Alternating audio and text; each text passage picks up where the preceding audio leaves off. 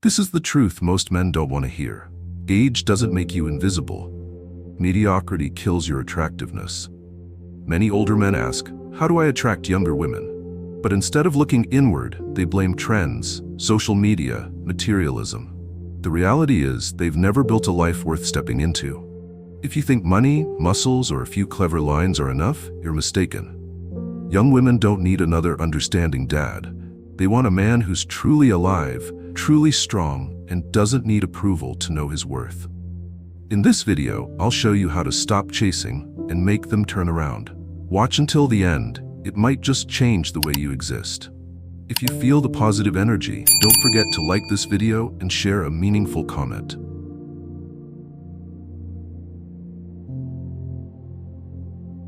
Marcus, 54 years old, living alone in a quiet two-story house in suburban Scottsdale, Arizona. His ex-wife left 3 years ago. His 2 grown kids moved to New York. Every morning, Marcus wakes up at 6, makes black coffee, turns on the TV but doesn't really watch, then sits for hours in front of his laptop with a blank stare. He used to be a respected financial advisor, standing in boardrooms closing multi-million-dollar deals. But now, everything has slowed down. Work has faded, relationships have drifted, life has become flat, monotonous like the ticking of a wall clock. Tick-tock, slowly dying minute by minute. Instagram is his escape. Photos of young women full of energy, traveling, living intensely, living real. Make him feel like a ghost wandering through the world of the living. He's not jealous, he's not lustful. He simply no longer feels like he belongs anywhere. One Sunday afternoon, an old friend invited him to the gym just to kill time, and Marcus said yes. It had been a long time since he'd set foot in a gym. He had a belly. He gasped walking up the stairs. He told himself, just going for fun. I don't need to work out. Who cares anyway?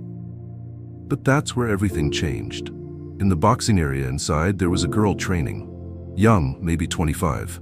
Fit, hair tied up, striking the bag like she was punching the mediocrity out of the world. She wasn't just strong, she was alive. And when she caught Marcus's eyes, she smiled. Quick, natural, no pity. In that moment, Marcus felt small, not because of his age, but because he had let himself rot. That night, he barely slept. In the mirror, he saw the truth. A man who once had energy, ambition, and could silence a room just by walking in, now reduced to a shadow of himself.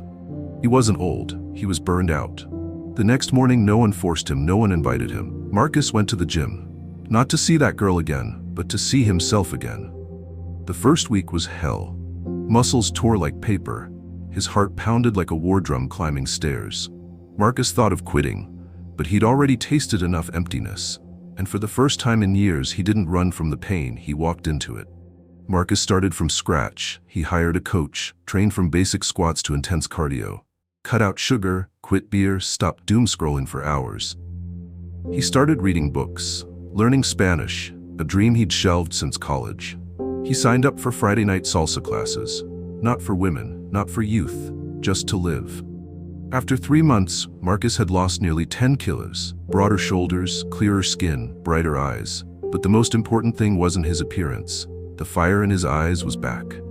He was no longer the ghost slumped in the kitchen every morning. He walked with posture, spoke to strangers with a firm voice, smiled more. And when he smiled, he meant it. One afternoon at the gym, wrapping his hands for boxing, that girl appeared again. She was no longer some distant image. She looked at him, walked over and said, "Mr. Marcus, you're hitting really solid today. I've been off balance with my punches. Can you show me what you're doing?" Marcus smiled, calm but steady. He nodded, and for the first time in years, he didn't feel ashamed of the age gap. He didn't need to feel young again. He had come alive. You don't grow old because of time. You grow old because you surrendered. Life energy doesn't come from age. It comes from a decision.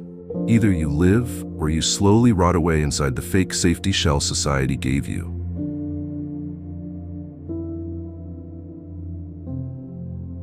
Three months after returning to the gym, Marcus didn't just change physically.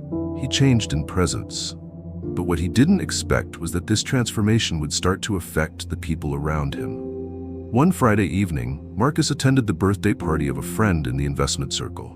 There, no one recognized him as the depressed, divorced old man anymore. A well-fitted suit, clean haircut, Sharp eyes, a subtle smile. He didn't talk much, didn't try to be funny like he used to. He sat in the corner of the table, sipping red wine, listening more than speaking. But every time he opened his mouth, people fell silent.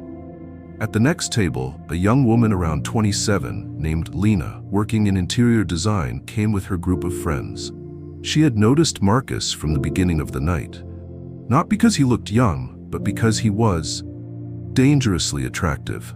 Not the reckless, destructive kind of danger, but the kind of man with depth, with experience, with inner strength. A man who doesn't need to boast for people to know he's walked through fire. A man who can sit alone in a crowd and feel no lack. A man who can stay silent and make others want to fill that silence. Lena walked over to start a conversation. She asked what he thought of a painting on the wall, an abstract piece in red and black. Marcus looked at the painting, then turned to her. It looks like most modern relationships, chaotic, attention-grabbing, but empty if you look closely. She laughed, not because it was hilarious, but because she didn't expect an older man to have such a sharp perspective. Not boring, not full of cliché wisdom. The conversation flowed. Lena asked more. Marcus didn't talk about old achievements. He didn't brag about having once owned $1 million portfolio. He didn't mention his ex-wife. He also didn't ask about her current boyfriend or future plans, like most men trying to flirt or get close. He spoke just enough to make her feel safe, and held back just enough to keep her curious. Lena left first, but before going, she left her number and said, "I don't usually do this, but you're the kind of person someone wants to meet again." Marcus just smiled. No promises, no awkward charm, no fantasy. When you've walked through life's storms, you no longer need to score points. You are the destination. Since that night, Marcus began to realize a truth. A man's attractiveness doesn't lie in youth. It lies in mystery. In the ability to control his inner energy. In making people wonder, what has he been through to be able to stand like that? And more importantly, Marcus didn't try to act dangerous. He was that way. The secret? He didn't pamper himself. He didn't need validation. He didn't seek agreement. He had learned to befriend solitude, and that made him more attractive than any young guy struggling to find masculinity in words instead of in silence. Women don't look for perfect men. They look for men with depth. A man who knows when to advance and when to retreat. A man who can make them feel safe, but never stop being intriguing. Dangerous isn't aggressive. Dangerous is knowing exactly who you are and having zero need to prove it to anyone. Don't forget to like and subscribe if you find this video helpful. It's the best way to support me in creating more valuable content.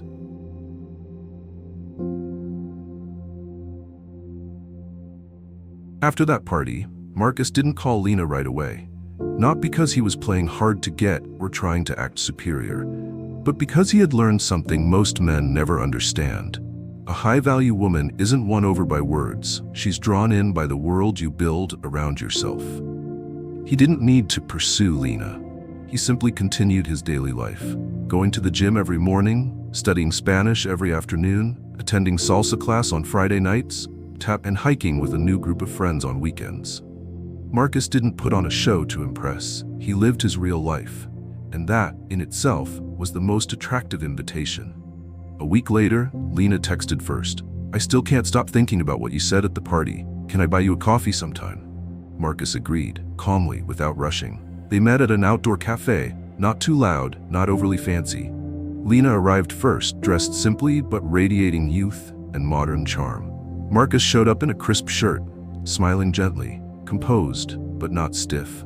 Throughout the conversation, Lena realized Marcus wasn't trying to impress her. He didn't overshare, didn't preach with age-based wisdom. But when she spoke, he listened as if nothing else in the world mattered more. He shared what he was doing, learning to dance, studying a new language, rekindling his old passion for photography, starting a blog to share life lessons after 50. He didn't complain about the past, nor worry excessively about the future. He lived in the present, fully, completely. And that stunned Lena. She had dated young, attractive, wealthy men, but most of them were lost, aimless, living to be accepted, not to grow. They tried to win her with gifts and glamorous nights. But Marcus, he made no promises, yet with every word she wanted to stay closer. After a few weeks of seeing each other, one night Lena said, "I used to think you were a dangerous man, but I was wrong." Marcus looked at her, raising an eyebrow. "Why's that?" "You're not dangerous to me. You're dangerous to everything I used to believe was important." Their dates after that weren't traditional dates. Lena simply joined Marcus's world. She went with him to salsa class. They laughed, stepping on each other's feet. She read his blog posts and left comments longer than the posts themselves. She joined the weekend hikes he organized with friends and was surprised to see how respected he was, not for his titles, but for his character. Lena had never met a man like that. He didn't try to convince anyone, didn't compete, didn't crave recognition. But he also wasn't closed off, bitter, or cold. Marcus was a world, not a circus waiting for applause. And women, no matter who they are, will always choose to enter a world where they feel safe, stimulated, and inspired. That's what most men don't understand. In a later conversation, Marcus shared, "Back then, I used to try hard to make women like me. I gave flowers, said sweet things, tried to show off everything, but the more I tried, the more I failed. When I stopped trying to get the girl and started building myself into a man with his own world, with goals, with standards, women began showing up around me like bees to honey. They didn't come because I tried to attract them. They came because I became someone who didn't need to attract anyone." Truly attractive men don't go out searching for women. They build a life that makes women want to find a way in. If you still have to chase, you're not grounded enough. If you still have to perform, you're not deep enough. Women don't want to be the prize at the end of your journey. They want to be a main character in a life worth living, the one you built for yourself.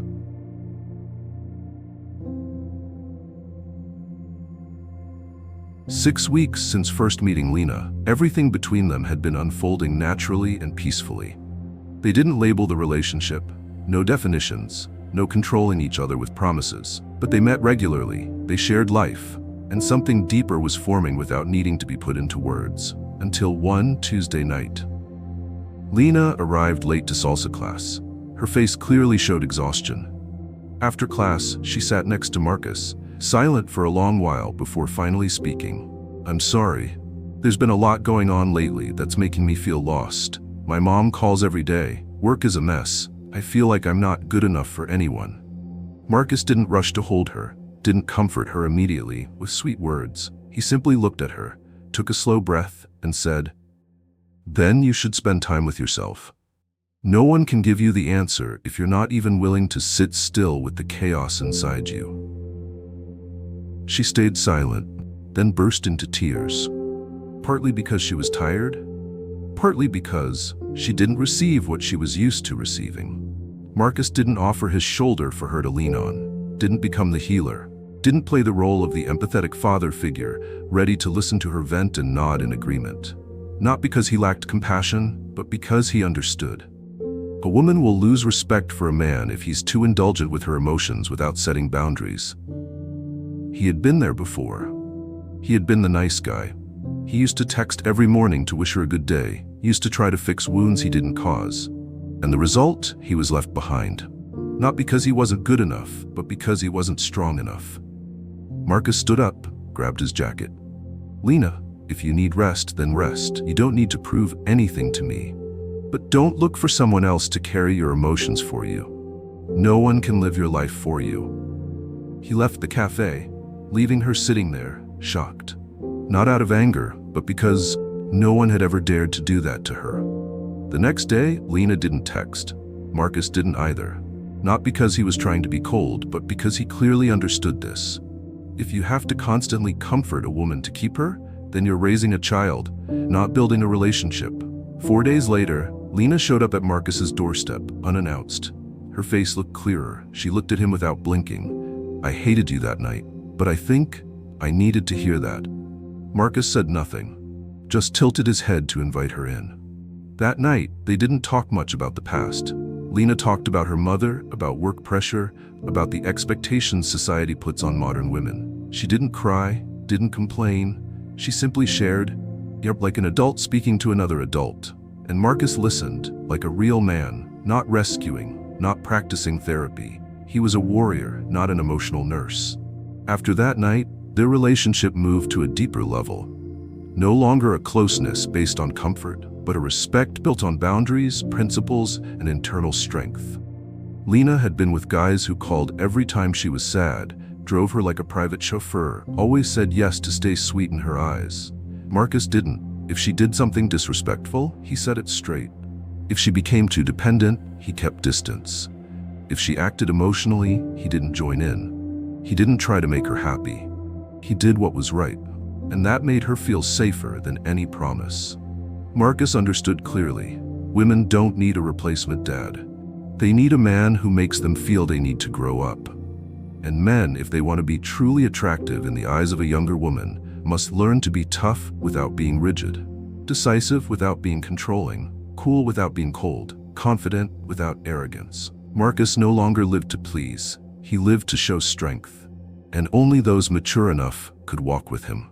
Not all women stayed, but those who did were worth it. Being a kind man isn't enough. If you're just someone who listens, comforts, and does everything to make her feel better, you're being the psychological dad, not a life partner. Real men don't try to fix women. They make women want to fix themselves. You are not an emotional lifeboat.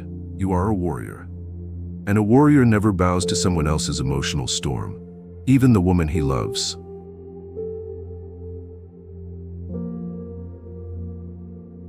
Marcus didn't win Lena over. He didn't use tricks, didn't learn how to flirt from garbage videos online. He only did one thing, became the kind of man he himself would respect. Not everyone was mature enough to walk with him, but he didn't need the masses. He only needed the right person, the one who could step into the world he had built through hardship, discipline, and wisdom forged over the years. You can be Marcus, or you can keep living as a shadow of yourself. Sitting there, blaming your age, blaming society, blaming materialistic women, blaming changing times. But no matter how much you complain, the world doesn't care. No one is coming to save you. There is no sympathy from reality. There are only two paths. One, keep living the same way, worn out, invisible, slowly dying in frustration. Two, start today, rebuild yourself from the inside out. Become a man of real value. One who doesn't beg for affection, but is desired for his presence, depth, and irreplaceable essence. The choice is yours. Be a warrior, or be a bitter man who can't even look himself in the mirror. Thank you for being here. If you found this video helpful, subscribe, turn on notifications, and like this video. Don't forget to leave a comment so we can spread positivity together.